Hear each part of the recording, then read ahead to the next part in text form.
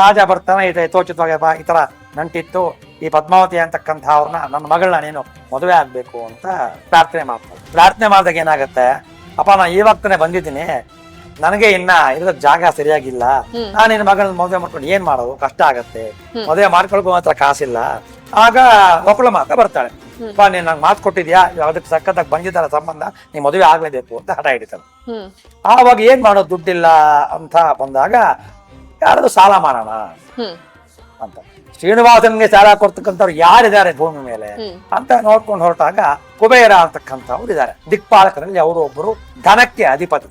ಅವನ ಹತ್ರ ಹೋಗ್ತಾರೆ, ಅಪ್ಪ ಈ ತರ ಇದೆ, ನನ್ ಸಾಲ ಕೊಡ್ಬೇಕು, ನಾನು ಸಾಲ ತೀರಿಸ್ತೇನೆ, ಬಡ್ಡಿ ಸಮೇತವಾಗಿ ತಗೋ, ಏನಿದೆ ತಗೋ. ಸಾಲ ತಗೋತಾರೆ, ಸಾಲಕ್ಕೆ ಪತ್ರ ಇವಾಗಲೂ ಇದೆ. ಹೌದಾ? ಹೌದು ಹೌದು. ಕುಬೇರ ಕೊಡಿರ್ತಕ್ಕಂಥ ಸಾಲಕ್ಕೆ ಪತ್ರ ಸಹಿ ಹಾಕಿರ್ತಕ್ಕಂಥದ್ದು ಈಗಲೂ ವರಾಹ ಕ್ಷೇತ್ರದಲ್ಲಿ, ವರಾಹ ಸ್ವಾಮಿ ದೇವಸ್ಥಾನದಲ್ಲಿ ಈಗಲೂ ಇಟ್ಟಿದ್ದಾರೆ.